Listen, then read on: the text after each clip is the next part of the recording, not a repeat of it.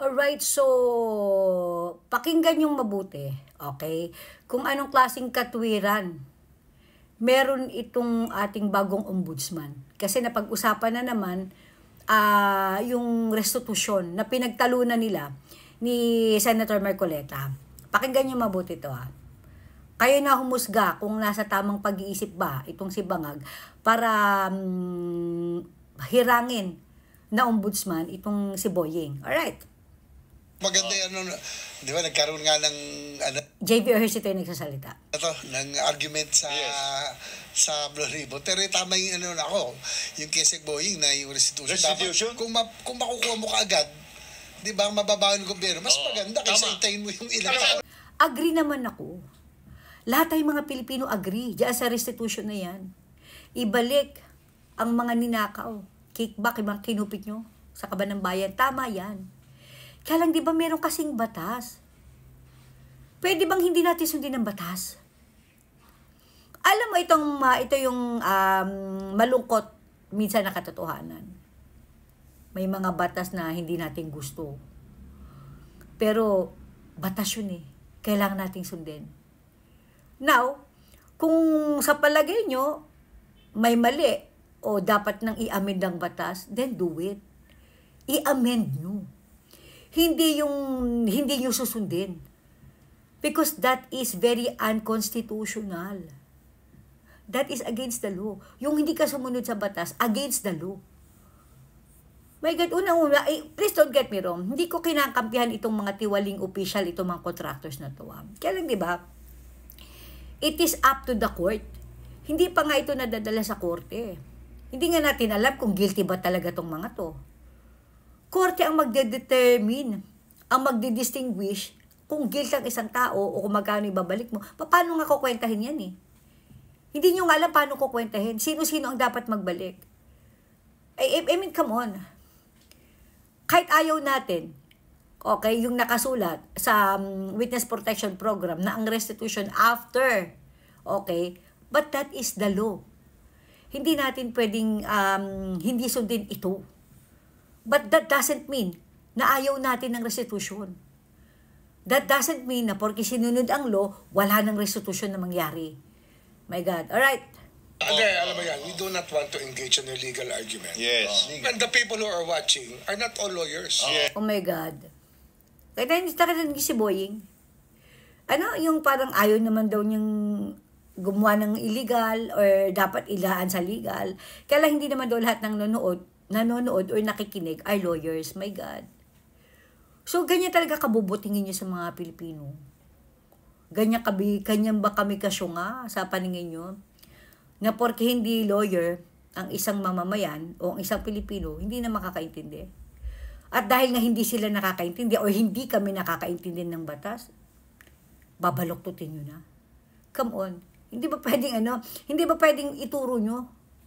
Sa inyo namang galing na dapat ang batas ay isundin. Hindi mo pwede ikatwiran Kasi hindi naman mga lawyer nakikinig sa atin Oh my God. Oh my gulay.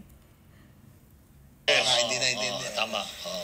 Pero importante bring it to common sense lang. Common sense. My God. Hindi mo pwedeng gamitin ang common sense sa law. Oh my gulay, hindi pwede yan. Hindi naman ako abogado. Pero alam ko, hindi pwedeng gamitin ng common sense ang batas. Batas nga yan Oh my God. Ano to Hinirang na ombudsman to Itong executive session na to, nangyari to October 4. So, 3 days after, naging ombudsman na tong si Boying na nanghiya. Alright. Mabawi. Yun lang yun, di ba? Importante mabawi agad. Mabawi at paggawa. Yung mga dapat tapusin, gawin. Tama yan, dapat mabawi. Dapat siyang bawiin, tama yan. Kaya lang meron ngang batas. Ang tigas ng ulo nyo. Marami tayong laws that back up the fact that we want restitution. Pero we don't want to engage in illegal argument. O yun naman pala you don't want to engage in illegal arguments. Ayun naman pala. Di sundin mo yung batas. Napakasimple lang. Hindi, parang kay Erwin Tulfo. What? You see? Ito na naman. Nag-agree na naman siya. Sometimes you have to bend the law. Ito na naman. Alright. But sometimes you have to bend the law. What? Yes. But you're not breaking the law. Yes. Yun naman ang malinaw doon. You're not breaking the law. Oo. There's nothing wrong with bending the law kasi bending lang yan eh. Parang ruler yan. Pwede mong Within ng the konti. You know what? Boying, no? You cannot compare ruler sa batas. Kasi you can bend ruler. After mong i-bend yan, tingnan mo number niya, pareho pa rin. Hindi nadagdagan, hindi rin nabawasan. Tapos yung sukat, yung mga inches, yung mga centimeter na nandun, ganun pa rin. Hindi mababago. Kahit nga baliin mo yung ruler eh. Pag tinignan mo number niyan, same pa rin.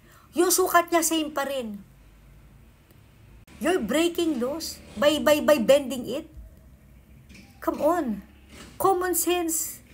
Gamitin ko sa yung common sense mo. Diba? Isipin mo mabuti, Boying. Secretary ka ng Department of Justice. Ngayon, ombudsman ka na. Paano mo husgahan ng isang tao nang hindi dumaan sa korte? Korte lang ang pwedeng mag-prosecute. Korte lang ang pwedeng magdesisyon tungkol sa bagay na yan. Iimbestigahan, pero idadaan ito sa korte. Korte ang mag-i-establish. Hindi pa nga establish yung case eh. Diba? Hindi pa nga ito dumadaan sa korte. Korte lang ang pwedeng magdesisyon tungkol sa bagay na yan. Tandaan mo yan. Paano isusoli? Sino-sino ang magsusoli? Guilty na ba sila?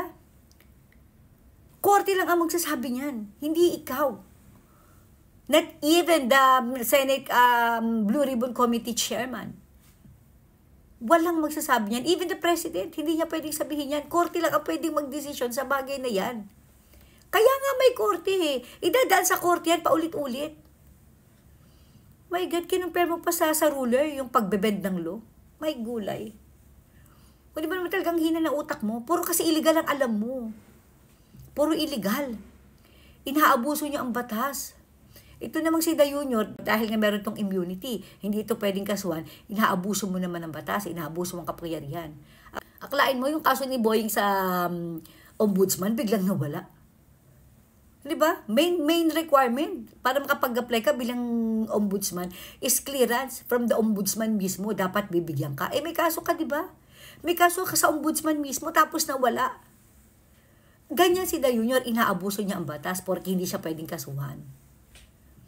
Oh my God. Again, ulitin ko, wag niyo akong mamisinterpret. Hindi ko tinututulan ng restitution na yan dahil tama yan. Lahat tayo gusto natin yan. Kailangan may batas. May batas.